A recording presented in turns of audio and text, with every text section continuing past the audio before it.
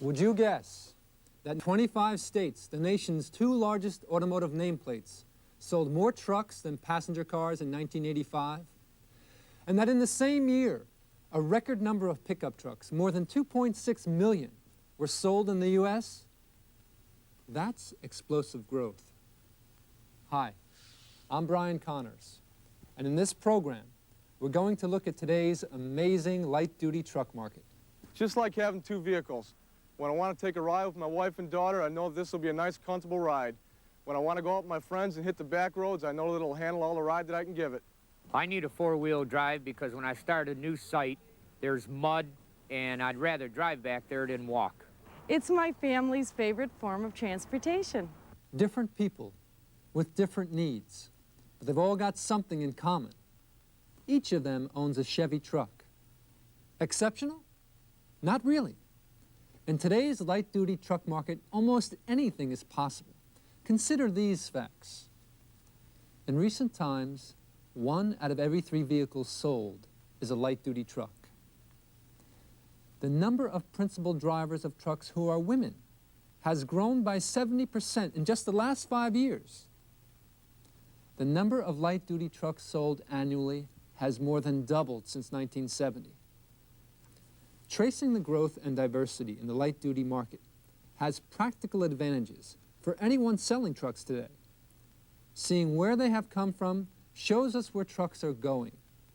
It helps us realize who is buying them and why. In 1967, this was the full line of Chevy light-duty trucks.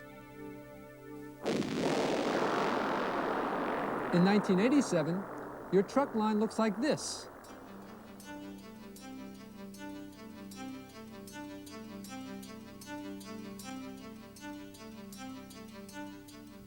What happened to the truck market during these 2 decades? Rides like a truck is an outdated expression whose meaning used to be clear. After all, trucks were made for work. They weren't built for comfort. Truck products evolved gradually, in step with the market. There was an occasional new model, some gradual improvements. But for years, trucks remained pretty much the same. Then, in the late 1960s and 70s, the market for light-duty trucks began to change in ways that are still being felt today. Today, work truck needs are more specialized. Business demands continue to increase. And all kinds of people are finding that some trucks are more useful than passenger cars, and that other trucks are more fun. Whole new submarkets are being created as new buyers fall in love with trucks, and traditional buyers find new uses for them. Today's trucks are more versatile, more stylish, more comfortable, because buyers want them that way. Doug Gilbert has been a member of the Chevrolet Legion of Leaders for the last 15 years. We asked him how selling trucks has changed in recent times. Well, the truck market 20 years ago, we dealt with a lot of farmers, plumbers, carpenters, contractors, people who needed a truck in their occupation. Today's truck buyer is considerably different. Our trucks are fancier, our buyer is fussier. It presents quite a challenge for the salesperson. It requires that he be more knowledgeable product-wise. He has to know his product from stem to stern. He has to know its capabilities from the work angle, and he has to know what that vehicle is going to do for the customer as far as his personal pleasure and comfort. The truck selling experience has changed because the buyers have. Even the traditional buyer has become more individualized. I'm a construction superintendent, and this is my truck. Actually, it's my office. Because I have my phone in here, and then I spend about 12 to 14 hours a day in this vehicle, and I purchased it with air conditioning because of the fact that I'm on the phone in a small confined area, and when it's 90 degrees, it gets pretty warm in there. That man, like millions of others, drives a Chevy full-size pickup, and he uses it for work. At Chevrolet, work pickups have been around a long time. Their predecessor, the 1918 worm drive stake bed, was Chevrolet's first truck. And like today's pickups, the 1918 worm drive was an all-around truck, a basic vehicle equipped to do basic jobs. Pickups are still basic trucks, but today's pickups come in different sizes, body styles, and payload ratings. At Chevrolet, there's a pickup that fit virtually every pickup need. There are 23 varieties of Chevy full-size gasoline models and an equal number of diesel models. In the early 80s, compact pickups like Chevy S10 began to take the market by storm. First introduced in the 1970s, the compact pickup market has grown from just a handful of offerings to more than 9 nameplates available today, where there were no such products at all just a few years ago. Compact pickups now account for more than 28% of total industry sales. And like their full-size counterparts, today's compact pickup is available with different payload capacities and cab styles. Chris Poole, senior automotive editor of Consumer Guide Auto Publications, says this growth mirrors the changing needs of American business. In the beginning, the pickup was designed for work, strictly utilitarian, and really has remained so throughout time. I think the difference now is that you not only have more different kinds of pickups, but you have more different kinds of users. And even within the commercial ranks, the number of different jobs a pickup is called on to do is far greater than it was back in the 30s, when a pickup was used for farm chores and short-haul delivery kinds of things. That's the name, pickup. But today you have a number of different applications for those vehicles, and the reasons for owning them are pretty much the same as would apply to a smaller car. You have lower purchase price, you have lower running costs. With technological advances today, you have less downtime, so that further reduced costs of operation. A variety of things, maneuverability, particularly for urban users, but also in rural situations. All of these things go into making the smaller truck today one of the fastest growing segments of the motor vehicle industry. This is a Detroit telephone directory from 1920. Here are the business listings, covered in just 324 pages. Today, it takes this many books and 7,053 pages to list the businesses in metropolitan Detroit alone. As the country became more industrialized and cities grew in size, the needs of business evolved beyond what a basic truck could provide. Business needed other kinds of trucks. Today, business demands a wide choice of cargo haulers. In-town stop-and-go delivery businesses use high cubes and step vans. Heavier hauling is done by medium duties. And everyone from mom-and-pop businesses to the U.S. Postal Service relies on Astros and Chevy vans. Trucks for work and business are a big part of the story. But with many people trading in their passenger cars for trucks, it's the personal use buyer who's making news today. One of the people covering that story is John Stewart, editor of Four Wheeler magazine. Well, one thing we're seeing is that the distinction between car and truck is very blurred. Now, it's hard to tell what is a car and what is a truck. Used to be truck was over here, car was over here. Truck meant work. Truck was strictly function, no frills. Car was transportation, it was smooth. It was all the things that a car has ever been. Now, there is a lot of ground in the middle. We have car-like trucks, and we have truck-like cars, and we have everything in the middle.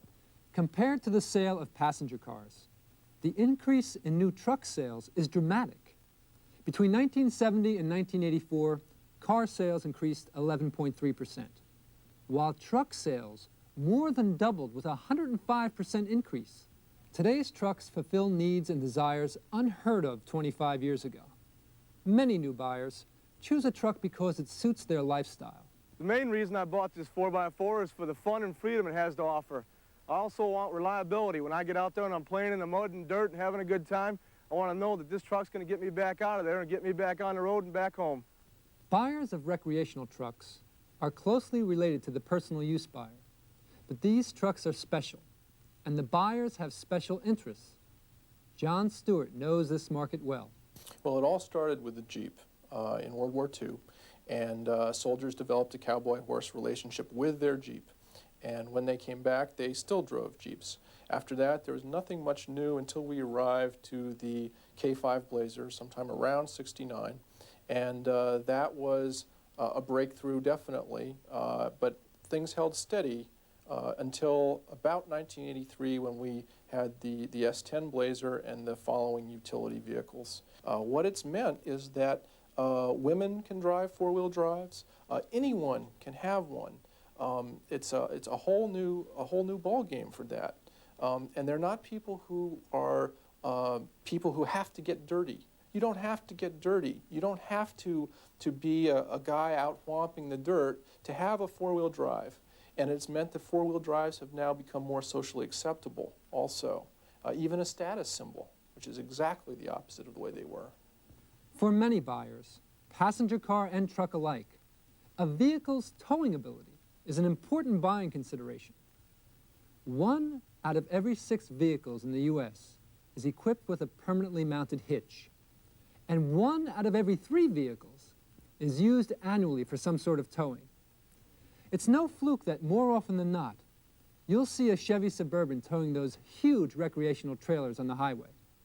With its impressive 9,500-pound towing capacity, it's a very popular truck among trailer towers. Today's truck market is bigger than ever. It's more diverse than ever as well, and it continues to change. In a rapidly evolving market, where the new mixes with the traditional, there are bound to be new opportunities. John Kelly, Chevrolet's National Marketing Manager, Trucks, thinks so. You know, there's never been a period of time to match the one we're seeing today. All segments of the light-duty truck market are expanding. The opportunity, and I mean the real opportunity, for retail salespeople lies in the fact that truck sales are growing at such an incredible pace. Today at Chevrolet, more than 43% of all vehicles sold are light-duty trucks. And it's because people from all walks of life are turning to trucks. If you took away passenger cars from the Chevrolet lineup, Chevy trucks would be the largest franchise in General Motors. So anytime there's such a tremendous demand for any product, it's a great time for retail salespeople. But like anything else, you can't take advantage of an opportunity unless you're willing to expend the effort. Our truck buyers are very discerning buyers. They expect their vehicles to have a lot of capabilities, to perform a lot of tasks, to do things that the passenger cars just can't do. They expect to hear things like load-carrying capacities and four-wheel drive availability. And that's why, in order to effectively sell this discerning buyer, a salesperson has to be an expert on the product, has to be able to present the truck's features and benefits accurately and confidently. Frankly, we're counting on you to concentrate on trucks this year. We have tremendous resources available to give you the training and the tools to get the job done. The opportunity is great. Let's take advantage of it. Yes, today's truck market means unprecedented opportunity. But in addition, it means you need to focus your selling efforts more accurately than ever before. Today's truck buyer is coming to you from all walks of life, for all kinds of reasons. Buyers have created niches, special segments of the market that hold products with special appeal. We've just divided the truck market into 4 basic groups of buyers: those who buy work pickups, cargo haulers, personal use, and recreational trucks. You can sell more effectively by taking into account the varying needs of these buyers and how your product's features translate into benefits that fill those needs. We're calling it target truck selling, and you'll see examples of what it means in the following program, and by looking through your 1987 Chevy Truck Target Selling Guide.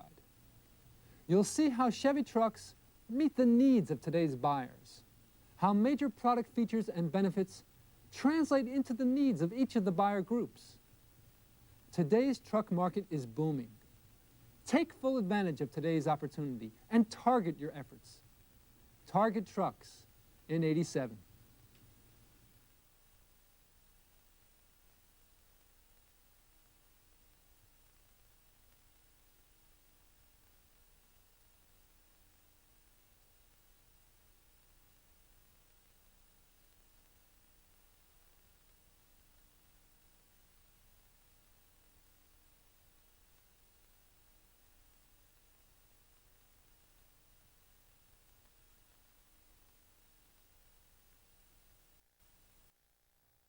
for all kinds of reasons. And you also know that you have an opportunity for increased sales. You don't need an advanced marketing degree to take advantage of it.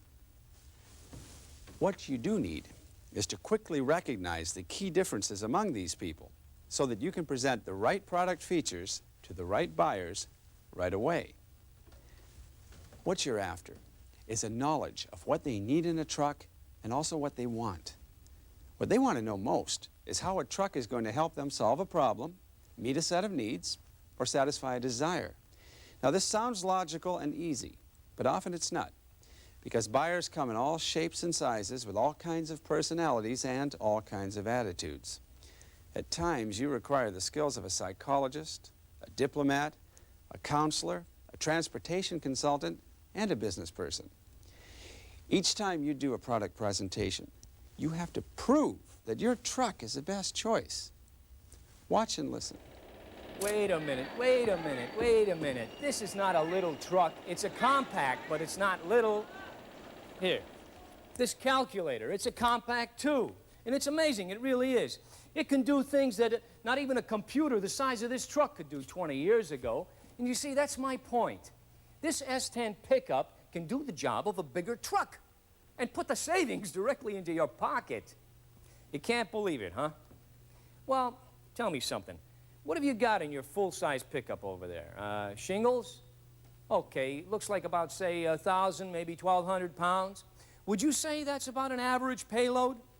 Well, what would you say if I told you this S10 is equipped to handle 1,625 pounds?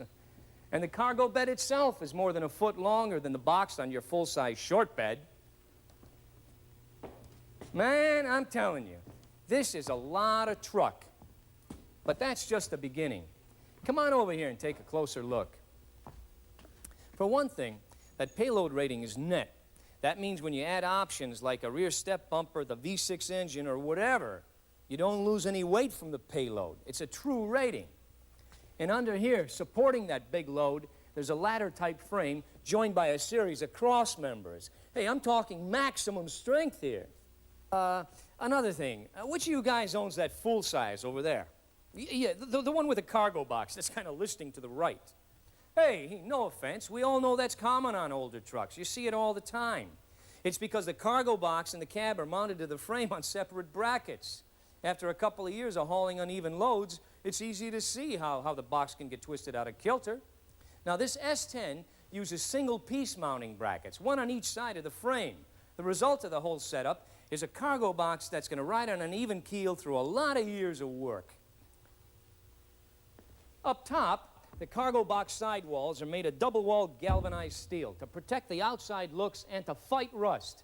This truck was built to do a job for you. So what do we know? We know my S10 can cost you less, last longer, work harder, and look better in the process. Now I'm going to show you a few things under the hood, like the optional V6 with electron. What you've just seen is a man selling a truck. Not the way you would, perhaps, but selling nevertheless. It's clear who his prospects are, even though we don't see them. That's because he knows who they are and has focused his presentation accordingly. He keeps it focused on the features that matter most. The man is target truck selling. That time, his target was people who use pickups for work. Contractors, farmers, carpenters, the people who carry tools and building materials. They do hard physical work and demand trucks that work hard too. Knowing this, our salesperson concentrated first on the features that make Chevy pickups valuable to these particular prospects. In this case, payload, frame and box construction, power, and so on. He was able to do that because he knows his product and his prospect. He can discuss payloads with confidence. He knows what he's got and how it stacks up against the competition. He has a good truck to sell, and he can prove it, feature by feature, right down the line. A good presentation is a challenge that hinges on who you're selling to and what their needs are. Let's see how our man targets the needs of a different buyer, a young couple at odds over a lack of cargo room in their passenger car. Whoa, whoa, whoa, time out. Gene, Bob, I think this truck might be the answer to the problem you're having with your car's lack of trunk space. Now, as I understand it, Bob, you keep the clubs and the tennis gear stashed in the trunk for quick office getaways. And Gene, you'd like Bob to get that stuff out of there so you can finally finish that landscaping project, right? Oh, I see. It's a job that Bob has promised to finish, but he has a tendency to slip off to the back nine. Okay. Well, take a look in here. Now, because this is a maxi cab, this seat leans forward.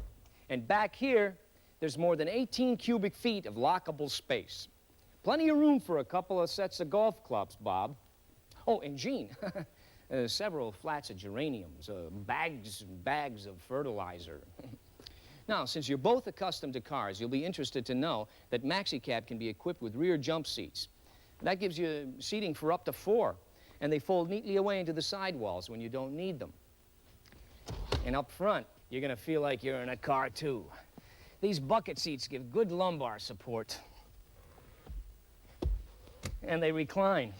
And just like your car, you can have air conditioning, cruise control, intermittent wipers, AM/FM stereo with cassette, everything you're accustomed to, and more.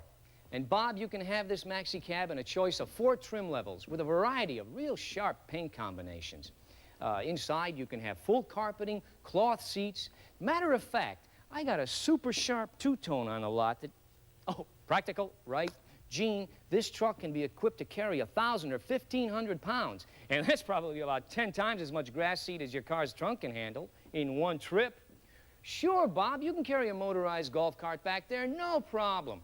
Matter of fact, Gene, with this cargo bed, one trip to the landscaping supply could just about finish that project of yours. Bob's. Yours? Yours and Bob's. There it is. The same salesperson selling basically the same truck, but what a difference. And that's because the buyer's needs are different. In both cases, he relates the product's features directly to the buyer's needs. People who buy trucks for personal use often have needs relating to family or personal transportation. Many, like Bob and Gene, are interested in how a truck's versatility is going to suit them. But there are other prospects who look at trucks strictly by the numbers.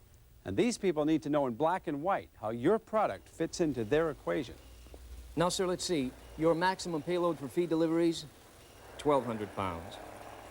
Average round trip per delivery, 65 miles.